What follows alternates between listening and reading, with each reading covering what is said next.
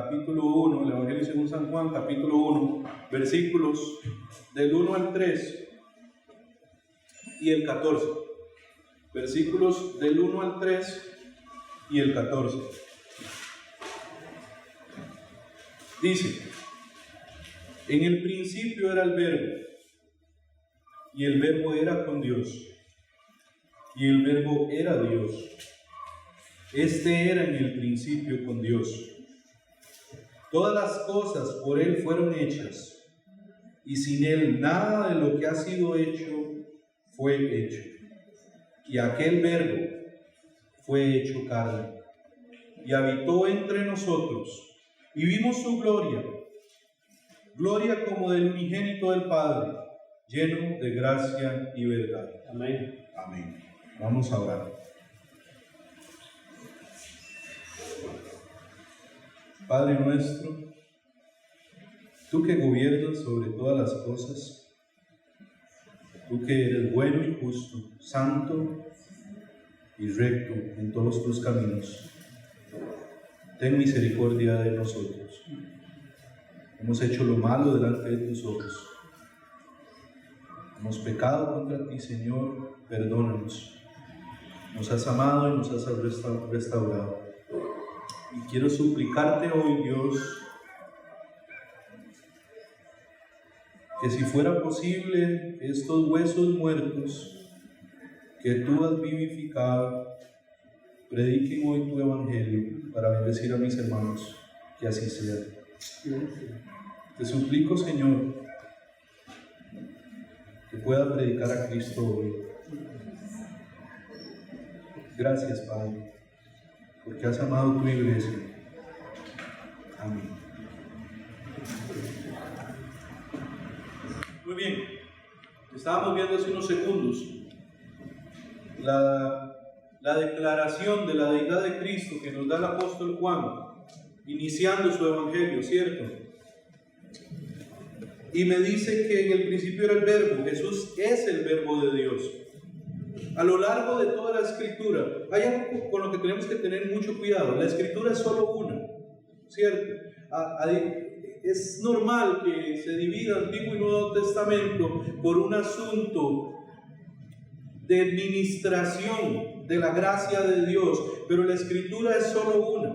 Es como cuando enseñamos que hay una ley ceremonial, una ley civil y una ley moral en el Antiguo Testamento, y esas divisiones están bien para estudiar, pero la ley de Dios es una, no son tres. El judío antiguo no dividía la ley, porque para el judío antiguo la ley civil era espiritual y es espiritual. Y cuando la Escritura dice que en el principio era el Verbo, está diciendo que en Cristo, que Cristo es el clímax de la revelación de Dios, que en Él se manifiesta toda la plenitud de la deidad. Como decía Agustín, en el Antiguo Testamento nosotros encontramos oculto el Nuevo Testamento, y en el Nuevo Testamento encontramos revelado el Antiguo Testamento. Es uniforme. Y dice la Escritura que la palabra de Dios, lo que Dios había revelado a través de su boca, se hizo hombre y se manifestó en gloria. Por eso es que cuando estudiamos teología bíblica y vemos que es el estudio del desarrollo del plan redentivo del Señor, encontramos en Cristo el clímax de la revelación del plan redentivo de Dios. Y mi objetivo hoy, la prédica, tuve que ponerle un nombre, ¿verdad? Porque Don Eddie me preguntó cómo se llamaba, y entonces yo dije, bueno, le voy a ponerle un nombre. Y la prédica de hoy se trata acerca de que Cristo es suficiente. No necesitamos nada más, hermanos. Cristo es suficiente. No hay nada más precioso, no hay nada más grande, no hay nada más glorioso que Dios manifestado en Cristo. Jesús es Dios y Él es nuestro Señor. Y eso es lo que nos quiere expresar el apóstol Pablo cuando en 2 Timoteo capítulo 3 versículos 14 al 17 dice lo siguiente: pero persiste tú, está Pablo hablando a su discípulo Timoteo, ¿cierto? Dice, pero persiste tú en lo que has aprendido y te persuadiste sabiendo de quién has aprendido, y que desde la niñez has sabido las sagradas escrituras. Lo cual es interesante porque ¿de qué está hablando Pablo? Está hablando en mayor medida del Antiguo Testamento. Con esto no estoy diciendo que el Nuevo Testamento no sea Sagrada Escritura, sino que en ese momento Pablo está hablando de eso, porque Timoteo era la época de Pablo, ¿verdad? Y era un hombre joven. Tal vez es posible que a la edad de Timoteo en este momento ya existiera algún escrito del Nuevo Testamento, pero en su gran mayoría está hablando del Antiguo Testamento. Y que desde la niñez has sabido las Sagradas Escrituras, las cuales te pueden hacer sabio para la salvación por la fe que es en Cristo Jesús. Toda la Escritura es inspirada por Dios y útil para enseñar, para redarguir, para corregir, para instruir en justicia, a fin de que el hombre de Dios sea perfecto, enteramente preparado para toda buena obra. Vean, cuando el apóstol Pablo dice que toda la Escritura es inspirada por Dios, nosotros vamos al verbo en griego, y es la palabra, de lo que está hablando es de respirar. Lo que el apóstol Pablo está diciendo es que toda la Escritura ha sido inspirada de la boca de Dios. Cada palabra que está escrita en la palabra de Dios es inspirada por Dios. Hay algunos hombres malvados que durante el siglo XIX empezaron a decir que la Biblia contenía la palabra de Dios. Y eso es terrible. ¿Por qué? Porque entonces ya la Biblia no es la palabra de Dios, sino que tiene algunas cosas que a ellos les parecía que era la palabra de Dios, lo cual me lleva a algo muy conveniente. Entonces, ¿qué es palabra de Dios y qué no? Y lo que ellos deciden, ¿verdad? Hermanos, si nosotros tenemos que creer que la Biblia es la palabra de Dios de tapa a tapa, o no creemos que la Biblia es la palabra de Dios, pero no puede haber un punto intermedio. Y el apóstol Pablo está diciendo, todas las palabras, todo el Antiguo Testamento, lo que se escribió en el Nuevo Testamento, y ahora que tenemos toda la palabra completa, ha salido directamente de la boca de Dios. Y no puede ser que nosotros pongamos nuestras opiniones a la opinión del ser humano a la altura de la palabra de Dios, porque no es lo mismo. Yo soy un hombre insignificante y mi opinión no vale nada desde el púlpito. Yo sé que para muchos de ustedes y para mis amigos mi opinión es valiosa, pero desde el púlpito mi opinión no importa. Cuando a mí las personas me piden consejería, o en la iglesia hacemos secciones de preguntas y respuestas, la gente lleva sus preguntas bíblicas y yo les respondo lo que sé, lo que no sé no lo invento, les digo que no sé. Y siempre comienzo con lo siguiente: así dice el Señor, o qué dice la Escritura, porque cuando yo aconsejo, yo no aconsejo en función de lo que a mí me parece. Yo debo aconsejar siempre en función de qué dice la Escritura, qué dice Dios, porque la iglesia no es mía, la iglesia es del Señor, ¿cierto? Muy bien. Debemos temer a Dios. Nuestro Dios es santo. Vea, es muy común escuchar en la iglesia que Dios es amor, lo cual es cierto. No estoy diciendo que no, Dios es amor, claro que sí. Él ha sido bueno y misericordioso con nosotros, sí. Si no fuera por su misericordia ya habríamos sido consumidos. Todos nosotros merecemos el castigo eterno, pero Él nos amó y murió por nosotros a pesar de nuestros pecados. Ese es mi versículo favorito de la Biblia, Romanos capítulo 5, verso 8. Mas Dios muestra su amor para con nosotros en que siendo aún pecadores Cristo murió por nosotros. Eso sí es amor, no como el de nosotros, ¿verdad? Que a veces está ahí, ¿verdad? Medio doblado. Eso sí es amor. Pero a veces se nos olvida que Dios no solo es amor y que su amor es santo, santo, santo. Dios es un Dios santo al que debemos temer. Cuando yo vengo a predicar o cuando predico los domingos en la iglesia, siempre lo hago con temor, porque cuando yo predico, yo me imagino que Dios está ahí sentado, viendo lo que yo estoy diciendo, y yo sé que lo que yo digo por mi boca tiene que ser la palabra de Dios, y no solo lo que a mí se me ocurrió que decía la palabra de Dios. Porque hay gente que dice, tiene muchas interpretaciones. Eso no es cierto, hermano. Lo que Dios quería decir es una sola cosa. Dios, la palabra, el principio básico de la hermenéutica es que la palabra se interpreta a sí misma. El punto no es lo que yo entendí, porque la palabra es inspirada, pero mis interpretaciones no necesariamente, o no son. Entonces, yo tengo que enseñar lo que Dios está enseñando. La Escritura, hay muchos que hablan del temor de Dios y dicen, bueno, el temor de Dios es como una reverencia, un respeto. Y eso es cierto, pero no es toda la verdad. Eso, respeto, reverencia, en griego es la palabra lavella y solo se utiliza 2 o 3 veces en el Nuevo Testamento. Cuando la Biblia dice en el Nuevo Testamento que yo debo temer a Dios, se utiliza la palabra phobos en griego. Y es la palabra que se usa para hablar de miedo, ¿cierto? ¿Cuántos han escuchado, digamos, del psiquiatra o del psicólogo que dice, tal persona tiene fobia a las arañas, aracnofobia? Que dicho sea de paso, yo ando por ahí, me da miedo a los bichos. Tengo una hija, entonces he tenido que hacerme el valiente, ¿verdad? Para que ella no tenga miedo, pero yo voy a matar la cucaracha, muerto el susto. Y entonces, la palabra que utiliza el Nuevo Testamento para referirse al temor de Dios es phobos. Más de 40 veces el Nuevo Testamento utiliza la palabra phobos. ¿Y de qué está diciendo? Debemos temer a Dios, porque mi Dios es santo, santo, santo. Amén.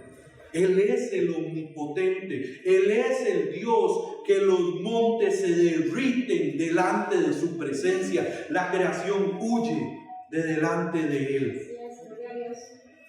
Y decimos, Él me ama, claro que me ama, pero eso no lo hace menos grandioso.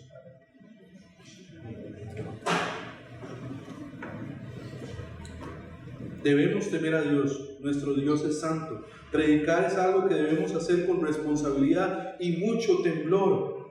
Un ejemplo clarísimo, la parábola del sembrador en la Escritura, ¿cierto? Dice la Escritura, Jesús está predicando por parábolas y dice que el sembrador salió a sembrar.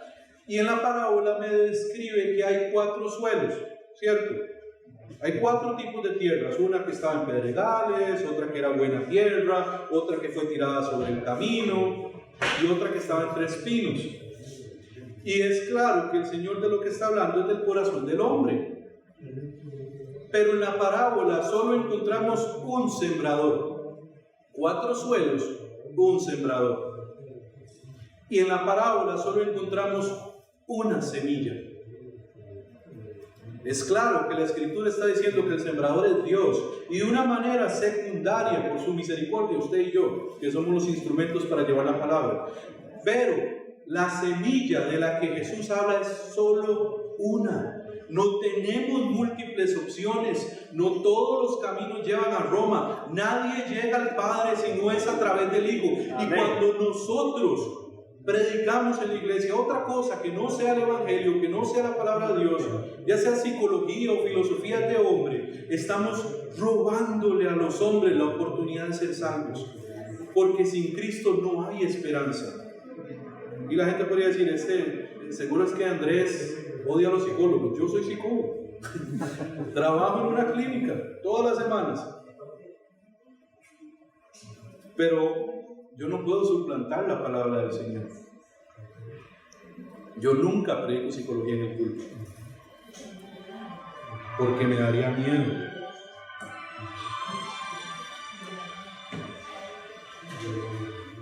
Hermanos, ¿qué ha pasado con la iglesia? Yo no sé en otros países, he visto cosas, pero no estoy tan empapado del asunto como en Costa Rica. Yo sé que ustedes no, pero la iglesia en Costa Rica da miedo. Hemos convertido la iglesia del Señor en un circo para entretener a la gente. Inventamos cada vez más estrategias mundanas para tratar de jalar a la gente, pero le voy a decir una cosa: si usted usa estrategias mundanas, lo que va a jalar es mundano. Por eso es que a veces es tan duro pastorear la iglesia, porque está lleno de personas que no aman a Dios. Pero si usted predica la palabra, va a tener personas en la iglesia que aman a Dios. Amén. Y tal vez sean menos. Tal vez en vez de tener 100 va a tener 30, pero esos 30 valen por 500. Porque van a ser personas que van a tener alta estima por el Evangelio. Alta estima por lo que ha salido de la boca de Dios. Hacemos grupos de jóvenes y queremos que se entretengan, pero la iglesia no es para entretenerse. No estoy diciendo que no podemos hacer una mejenga, no ese es el punto. Pero cuando yo voy a la iglesia, yo voy a adorar a Dios. No vamos a entretener a nadie. La iglesia no es el cine. Una vez me decía mi hermana, que tiene poco de ir a la iglesia, pero gracias a Dios ya está lleno. Ella me decía: Andrés, Mateo, mi sobrino, está chiquitito, me dice, se aburre en la iglesia, ¿qué hago? Y yo, llévelo. Y me dice, pero se va a aburrir. Y yo, pues se aburre. ¿Cuál es el problema?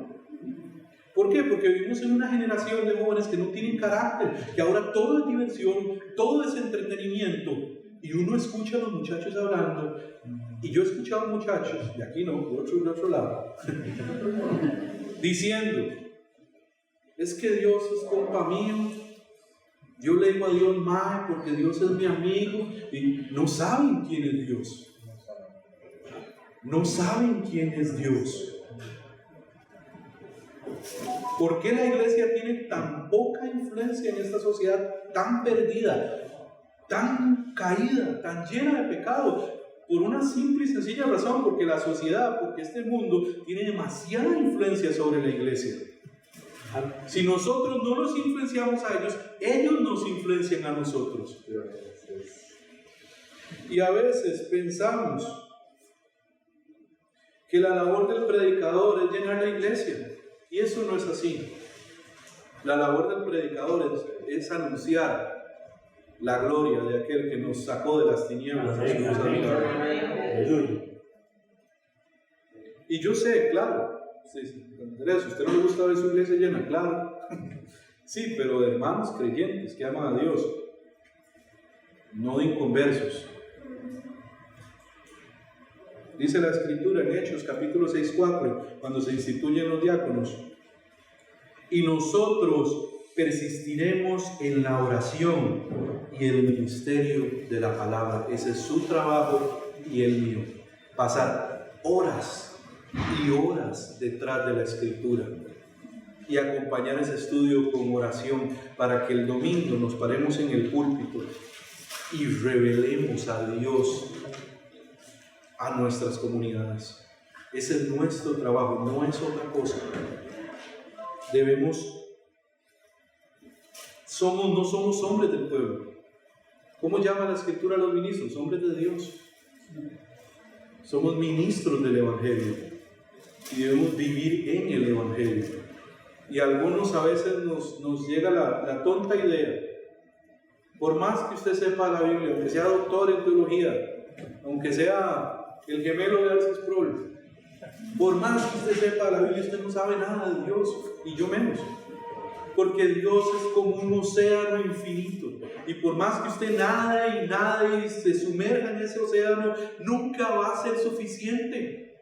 A veces hablamos del Evangelio como lo que hay que enseñar en la escuelita dominical, y usted y yo nunca vamos a entender el Evangelio, nunca vamos a comprender todo lo que pasó en esa cruz. Nunca. Por la eternidad Dios nos va a enriquecer con su conocimiento.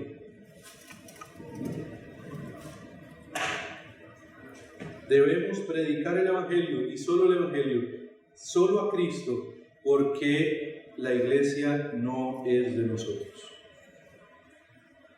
Vean, yo tengo una esposa y yo amo mucho a mi esposa,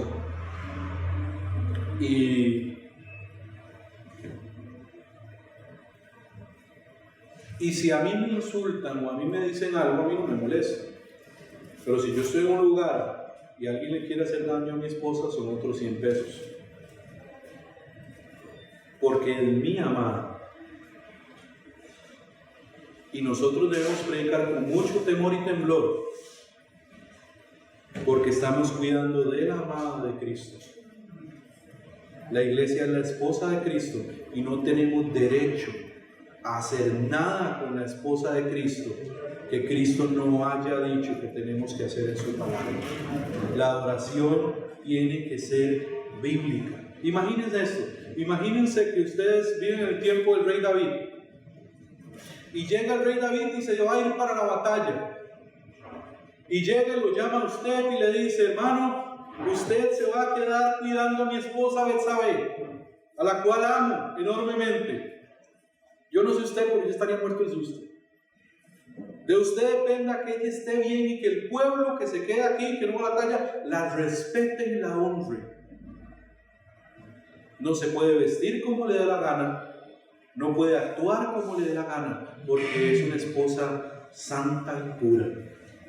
Y David se va para la batalla, y la guerra se extiende y pasa el tiempo y David no vuelve, y usted ve que la gente empieza a perder estima por la reina.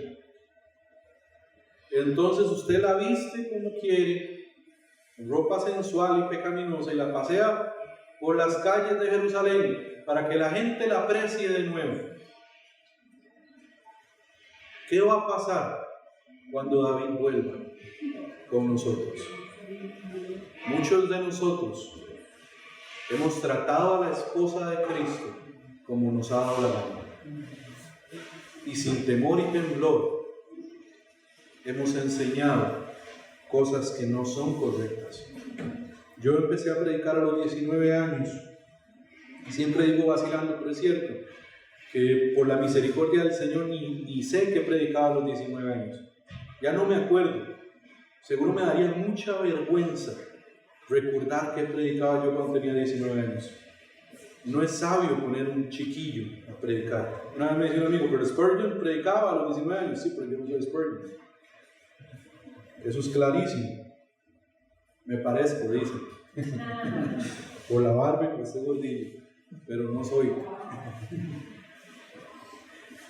Dios es santo, santo, santo. Vean, hermanos, esto lo encontramos una y otra vez en las Escrituras. La adoración es algo que Dios se toma muy en serio. Amén. ¿Se acuerdan de los hijos de Aarón? Fueron y presentaron un fuego falso, un fuego que Dios no les había mandado. Y si nosotros leemos unos pasajes anteriores, ¿qué pasó? La institución de Aarón y de su familia. Y Dios les dijo: en ustedes será el sacerdocio de Israel. Y yo me imagino que están todos contentos, como cuando Dios nos llamó a nosotros a servir a la iglesia de Cristo. Y llegan los hijos con ligereza, típico de los muchachos, con ligereza delante de Dios. Hicieron las cosas como a ellos les dio la gana y no como Dios se lo mandó. ¿Y qué pasó? El fuego los consumió y los mató. Yo tengo una hija. No puedo imaginar la terrible posición de Aarón en una situación así. No me puedo imaginar el dolor y el sufrimiento de Aarón, el reclamo de Aarón, porque así somos, insensatos. Fue delante de Moisés a reclamarle, seguro a decirle: ¿qué pasó? Yo he servido a Dios toda mi vida. ¿Cómo es posible que Dios haya matado a mis hijos? Eso fue lo que pasó. Entonces dijo Moisés a Aarón: esto es lo que habló Jehová diciendo: en los que a mí se acercan me santificaré, y en presencia de todo el pueblo seré glorificado. Amén. Y Aarón cayó, porque Dios es un Dios santo, santo, santo, que no tendrá por inocente al culpable. ¿Recuerdan la historia de Usa? Llega David, desobediente, transportando el arca, como Dios no le mandó a hacerlo, y Usa era de los que iban cercanos al arca. Muchas gracias. Y Usa era de los que eran cercanos al arca, ¿verdad? Y cuando, yo me imagino que el piso estaba todo lleno de huecos, ¿verdad? como las calles de ahí por donde yo vivo. Y entonces el arca empieza a tambalearse, ¿verdad? Y Usa posiblemente piensa que no se caiga el trono de Dios, que no se ensucie con el barro. Y cuando se va a tambalear, ¿qué hace Usa? Toca el arca y la sostiene. ¿Y qué pasa en ese momento? Cae muerto. La primera vez que yo leí esos versículos, hace muchos años, no tenía ni la menor idea de qué era lo que había pasado. Y le dije, ¿qué pasó? Pero Usa tenía buenas intenciones, pensé yo en ese momento, ¿cierto? Hermano, pero nuestras buenas intenciones no fue lo que Dios nos mandó. Dios nos mandó a obedecer su palabra. ¿Y qué había hecho Dios? Cualquiera que tocara el arca, ese morirá. ¿Cuál fue el atrevimiento de Usa? Usa pensó en su insensatez, que sus manos inmundas eran más limpias que el barro del suelo, y se atrevió a tocar el trono de Dios. Ese es nuestro Dios, un Dios santo, santo, santo. Y a veces tenemos esta idea equivocada de que Dios en el Antiguo Testamento era un Dios ahí medio bravo, ¿verdad? Porque en el Nuevo Testamento se le agarró el carácter y ahora es pura vida. Pero eso no es lo que encontramos en la Escritura. ¿Se acuerdan de la conversión de Pedro? Cuando Pedro llega delante del Señor, estaban pescando, ¿cierto? Y no había pescado nada en toda la noche. Y Jesús se acerca y le dice, sal de nuevo, tira las redes.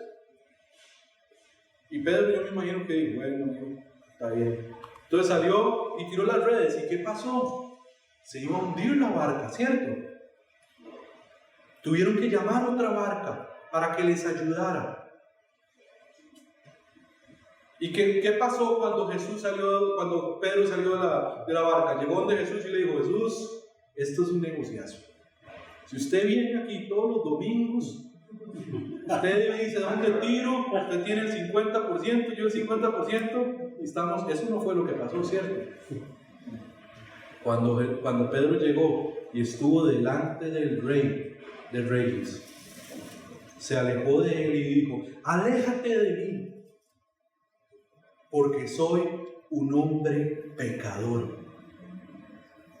Cuando estuvo en el mar de Galilea y cayó los vientos, ¿qué dice la Escritura? Que sus discípulos tuvieron miedo. ¿Quién es este que hasta el mar le teme? ¿Quién es este que puede calmar la tempestad? Ese es nuestro Jesús. Un Dios que es santo, santo, santo. Vean Isaías. A mí me hace gracia porque yo escucho personas que dicen que tienen revelaciones que han visto a Jesús. Yo no sé qué vieron, pero lo que sí sé es que no vieron a Jesús, porque el testimonio unánime de la Escritura es que todo aquel que está delante de la gloria de Dios no sale igual. Isaías 6:1. En el año en que murió el rey Usías, vi yo al Señor sentado sobre un trono alto y sublime, y sus faldas llenaban el templo. En la antigüedad, lo pomposo y grande que era un emperador o un rey se veía por sus vestidos. Si tenía vestidos grandes era porque su grandeza era enorme. ¿Y qué me dice la Escritura? Que las faldas de Dios llenaban todo el templo. Yo estoy completamente convencido aquí que lo que Isaías vio fue una visión del Cristo preencarnado, entronado en el cielo. Estoy completamente convencido por la Escritura de que lo que Isaías vio fue a Jesús en su trono. Y dice, por encima de él habían serafines, cada uno tenía 6 alas, con 2 cubrían sus rostros, con 2 cubrían sus pies y con 2 volaban. ¿Por qué tenían 6 alas? Dios no les dio 6 alas para que se vieran más lindos. Cubrían su rostro porque no podían soportar la gloria de Dios. Y el uno al otro daba voces diciendo, Santo, Santo, Santo, Jehová de los ejércitos, toda la tierra está llena de su gloria. Y los quiciales de las puertas se estremecieron con la voz del que clamaba. Cuando Cristo abrió su boca, como dice Apocalipsis, era una voz como muchas corrientes de agua, como un estruendo poderoso. ¿Quién era Isaías? Uno de los hombres más piadosos, ¿cierto?, que vivió en el mundo antiguo. ¿Y cuál fue la reacción de Isaías? Gritó, exclamó, totalmente atemorizado: ¡ay de mí! Proclamó un oráculo de la ira de Dios, como era costumbre en el Antiguo Testamento. Y gritó: ¡ay de mí, que soy muerto! La palabra en inglés, King James, dice deshecho. Me gusta esa traducción. Pulverizado. Cuando Isaías fue delante del trono, sintió como si estuviera siendo pulverizado por la presencia de Dios. ¿Qué le pasó a Isaías? ¿Le dio un ataque de humildad? No. Delante de la gloria de Dios, todo el mundo entiende. Ese día Isaías entendió quién era Dios, pero también ese día Isaías entendió quién era Él. Porque la única manera en que el hombre puede saber quién es a la luz de la revelación de Dios. Pudo ver la diferencia entre el omnipotente y Él. ¿Y cuál es la respuesta? ¡ay de mí, que soy muerto! Porque siendo hombre inmundo de labios y habitando en medio del pueblo que tiene labios inmundos, han visto mis ojos al Rey, Jehová de los ejércitos. ¿Y qué respondió Dios? No, Isaías, tranquilo, no exagere. No, papito, no se preocupe. Eso no fue lo que pasó, ¿cierto? Dice la Escritura que uno de los serafines voló y purificó sus labios con un carbón hirviendo. Ese es nuestro Dios. Hebreos capítulo 10. Horrenda cosa es caer en las manos del Dios viviente. ¿Es un Dios de amor? Claro que es un Dios de amor. Pero es un Dios que es santo, santo, santo. Y nosotros no tenemos derecho para enseñar nada en la iglesia que no sea Cristo. Este es el mensaje que Él nos dijo. 2 Corintios 5, 20, 21, y con esto voy a terminar. Así que somos embajadores en nombre de Cristo. Esto, vean, a mí esto me parece increíble. Dios nos hizo embajadores a usted y a mí del reino de los cielos. Yo debería estar en el infierno, sufriendo toda la ira de Dios, porque mis pecados son terribles. No hay un minuto en mi vida en el que no haya pecado. No hay un segundo en el que haya cumplido un solo mandamiento escrito en la ley. A veces tenemos una idea tan equivocada de la santidad. Les voy a poner un ejemplo, porque alguien me podría decir: Andrés, ¿cómo justifica usted eso? Bueno, la Escritura dice que el primer mandamiento es: amarás al Señor tu Dios sobre todas las cosas, ¿cierto? Amén. Cristo siempre amó a Dios con todas sus fuerzas, con toda su mente, con todo su corazón. Nosotros nunca hemos, ni por un segundo, amado a Dios como Él merece ser amado. Y si nosotros nos atreviéramos a decir que nosotros amamos a Dios como Él merece ser amado, estaríamos diciendo que lo amamos tanto como lo amaba Cristo, como lo amaba Jesús, que es Dios. Y estamos muy lejos de ese amor. Nunca, hermanos, nunca hemos amado a Dios como Él merece ser amados. Por eso es tan increíble el Evangelio. Por eso es tan increíble que nosotros, siendo terribles pecadores, Cristo haya decidido salvarnos. El verdadero gozo del que habla la Biblia viene de una clara conciencia de mi pecado. Y cuando yo voy delante de la presencia de Dios y me encuentro total y absolutamente desaprobado por su palabra, veo en Él las puertas abiertas, que me amó así como soy. No sin pagar un precio, por supuesto.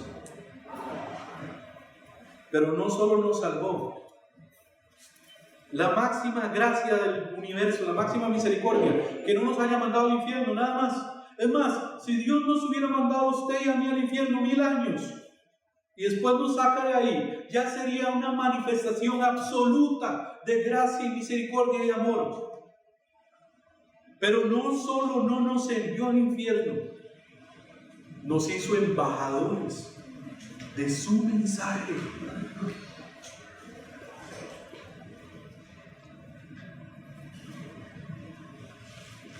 Como si Dios rogase por medio de nosotros. Os rogamos en nombre de Cristo, reconciliados con Dios. Eso es lo que tenemos que predicar. Arrepentíos y creed en el Evangelio, porque el reino de los cielos se ha acercado. ¿Cómo se acercó el reino de los cielos? Porque llegó el Rey. Al que no conoció pecado. Cristo nunca pecó. Dios no puede pecar. Por nosotros lo hizo pecado. Este texto es un texto del que hay que tener mucho temor a la hora de predicar, porque puedo rayar en la blasfemia cuando lo enseño. Cuando la Escritura dice al que no conoció pecado, por nosotros lo hizo pecado, está hablando de que Cristo fue expiación por nuestros pecados. Él es el Cordero de Dios que quita el pecado del mundo. No está diciendo que Cristo tuvo pecado, pero nos cuesta entender esto porque nosotros somos fáciles para caer en el pecado. Cristo fue tentado terriblemente y Él siempre permaneció firme, siempre fue fuerte. Quiere decir, como diría Martín Lutero, Señor, yo soy tu pecado y tú eres mi justicia.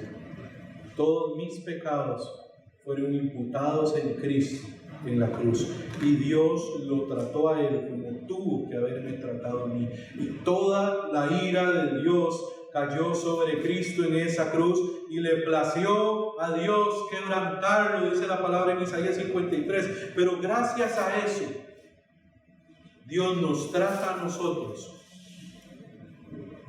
como tuvo que haber tratado a Cristo, porque así como mi pecado fue imputado en Él, ahora su justicia, que yo no merezco, es imputada en mí. Y gracias a eso es que podemos ser llamados hijos. Hermanos, Cristo es todo lo que necesitamos. Pero también es todo lo que tenemos. No tenemos nada más. Y fuera de Él no hay esperanza. Prediquemos a Cristo. Amén. Padre Celestial, Dios, te suplico que seamos hombres fieles, que llevemos tus palabras sin adulterarlas, que pongas en nosotros ese deseo por estudiar más la Escritura, por no quedarnos con nuestras interpretaciones, con nuestra propia opinión, sino que temamos cada vez que estamos delante de tu grey, que respetemos a tu esposa, Señor, que nada en nuestra vida sea más importante que adorarte correctamente, que nada en nuestra vida sea más importante que tu gloria, Dios, que podamos ser ministros de tu palabra y que llevemos a este mundo caído y a estas iglesias también tu mensaje, porque hoy reconocemos que no hay esperanza fuera de ti, Señor. Santifícanos, límpianos, guíanos